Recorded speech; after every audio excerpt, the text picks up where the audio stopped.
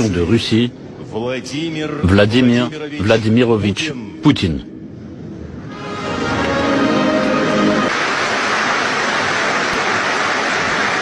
L'Occident est prêt à tout enfreindre pour maintenir le système néocolonial qui lui permet de parasiter, en fait de piller le monde, de collecter un tribut humain croissant.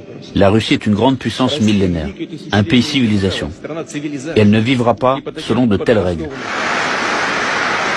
Cet Occident n'a aucun droit moral. Elle discrimine et dissocie les peuples entre eux, entre ceux de première catégorie et les autres. Nous n'avons jamais accepté ce nationalisme et ce racisme politique, et nous ne le ferons jamais. Il est bon de rappeler à l'Occident qui a commencé sa politique colonialiste, la traite des esclaves, du génocide de peuplades indiennes, du pillage de l'Inde, de l'Afrique, exterminer délibérément des ethnies entières pour s'emparer de leurs terres et de leurs ressources. Ils ont organisé une véritable chasse à l'homme, comme s'il s'agissait de bêtes. Ceci est contraire à la nature même de l'homme, à la vérité, à la liberté et à la justice. L'ordre de ce monde unipolaire est par essence antidémocratique et liberticide. Il est profondément faux et hypocrite. C'est absolument honteux. Honteux pour ceux qui le font, honteux pour ceux qui, comme des esclaves, avalent en silence et sans broncher cette insolence. Le diktat américain repose sur la force brute, la loi du plus fort. Tous les pays qui disposent ou cherchent à disposer d'une véritable souveraineté stratégique et sont capables de défier l'hégémonie occidentale sont automatiquement considérés comme ennemis.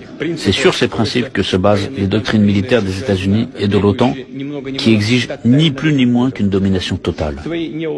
Les élites occidentales présentent leurs projets néocoloniaux d'une manière aussi hypocrite, prétendant avoir un esprit pacifique, en parlant d'une certaine dissuasion. Une ruse de ce genre de propos rusés, circule d'une stratégie à une autre, et au fond ne signifie qu'une seule chose, la destruction de tous les pôles de développement souverain.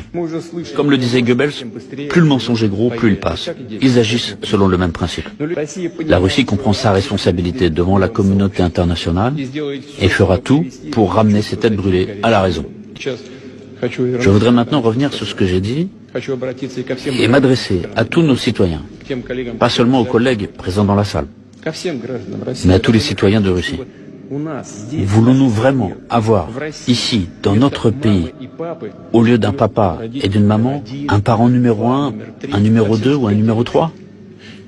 Voulons-nous que les enfants dans nos écoles, dès l'école primaire, soient exposés à des perversions qui conduisent à la dégradation et à l'extinction?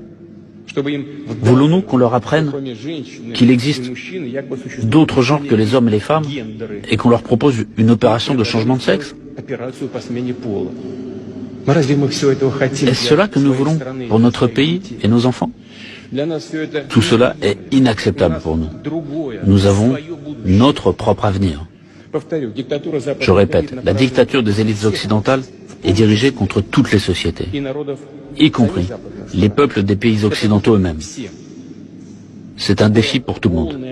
Un tel déni total de l'homme, le renversement de la foi et des valeurs traditionnelles, la suppression de la liberté, prennent la forme d'une religion de l'inversion, du satanisme manifeste.